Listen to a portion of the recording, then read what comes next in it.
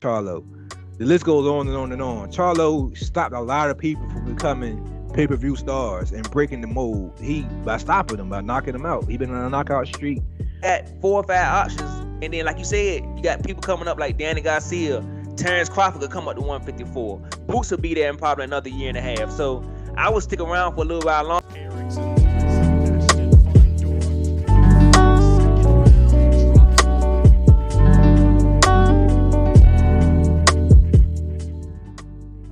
Yup, you know what time it is, man. This is your favorite channel, man, CTB. This is Chin Tuck Boxing. I'm your boy, Jay Slay. Say what up to him, man. What's up, everybody? Thanks for tuning in. Most definitely. If you don't know by now, you are tuning into a show we call Chin Check. This is where we rock you guys' chin with boxing news, boxing info, and sometimes, like we did this past weekend, sometimes we put some change in your pocket with the fight odds, man. I got a little gas money this past weekend. Thanks, Jamel Charlo. I appreciate you for that 10th round stoppage that I bet on, man. I'm still spending that money. Me and my wife had a nice little date last night on that bet, man. I appreciate it, man.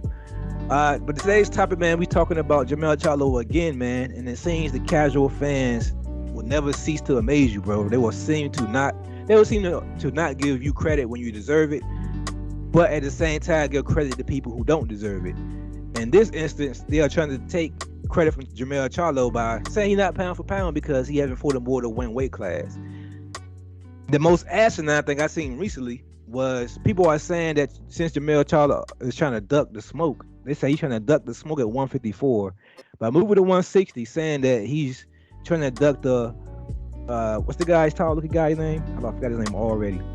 Fonfora. So he's trying to fight the Fondora. He's ducking Fondora. He's ducking Tim Tszyu. They say he's trying to duck Crawford from Crawford move up. They pretty much saying that he's trying to duck all the up and coming smoke by moving to 160 to the lackluster 160 to be with his brother. So with that being said, man, I had to get your opinion on that, man. What you think about that casual statement right there, man? I think it's silly. As far as Charlo, he's probably had the toughest route to becoming undisputed in a packed 154-pound division where it may not be another per se superstar, but it's a whole lot of very good fighters in 154. I mean, a whole lot of very good fighters. And pretty much he beat everybody in the division except for J-Rock. I think that's the only guy he ain't beat in the 154-pound division that came in with him, and Hurd, because Hurd fell out. Yeah, Hurd, yeah. But everybody else in the 154-pound division, he pretty much beat and stopped. So to say that he's ducking the smoke where he got undisputed and beat all those guys over the last 3 years, I think is crazy. I also think, I mean, to him it's his own personal decision, because once you become undisputed in the division, pretty much for a lot of people, they feel like they accomplished everything they can do in that division. So if he decides to move up, I don't blame him. The only thing I'm against is the fact that it's really no money in the division if you're not gonna fight Triple G. You can't fight your brother, and Triple G is the only guy that's gonna bring you, the money you want to bring. And with the momentum, cause I feel like he's building momentum as far as becoming a bigger draw in boxing. So you don't want to go from what he did this weekend to go back to fighting some no-name foreign guy at 160 pounds that nobody never heard of. So he kind of got to stay in the spotlight and fight somebody that's gonna keep people interested. So I see it from that point of view.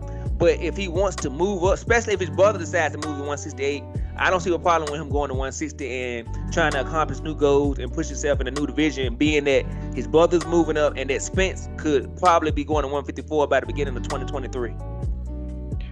I will say this, though. I don't have no problem with him moving up. Like you said, I think he deserves it. He had the toughest road going to undisputed. He fought everybody, bro. He kept a lot of people from becoming superstars. Like, Harrison could have became a superstar and was on his way to being a superstar, even though people knew the first fight was an upset. If Harrison would have won that second fight, Harrison would have been a superstar. Rosario, he would have been a superstar if he would have stopped Charlo. Laura would have been a superstar if he would have, beat Charlo. The list goes on and on and on. Charlo stopped a lot of people from becoming pay-per-view stars and breaking the mold. By stopping them, by knocking them out. He's been on a knockout streak. In my opinion, one of the best knockout streaks in a while, considering the competition he's been fighting. So yeah, man, I'm not gonna sit here and say that he's ducking the up and coming 154 people because they are unproven by going to 160. But what I will say is he's getting the short end of the stick when it comes to his brother and Earl Spence or Crawford. If he does move up, his brother moves up. His brother was having a tough time getting fights at 160.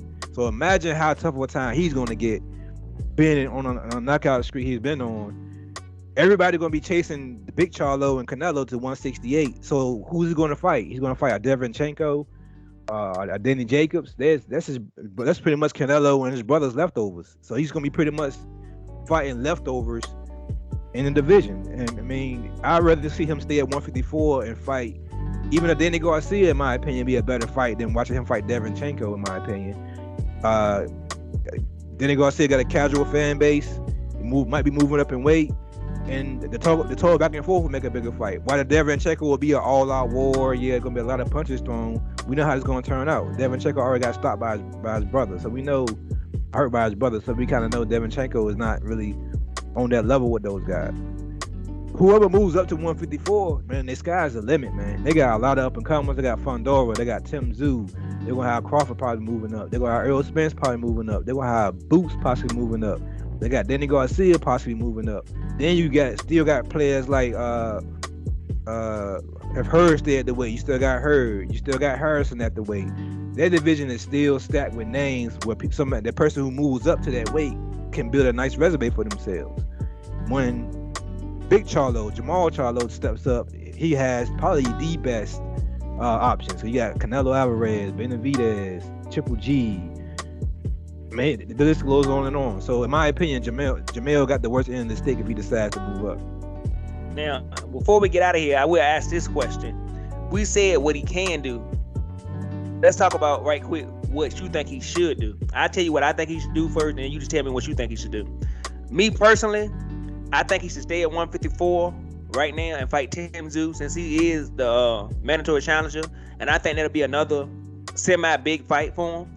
I would stay there and fight Tim Tszyu, and after he fights that fight, I would still stay at 154, but I would consider vacating maybe 2 of the belts, just letting them go. Why pay the sanctioning fee? You want to become undisputed, you're a legend, you accomplished that. There's no need. I think they said he paid 12% of his purse for sanctioning fees.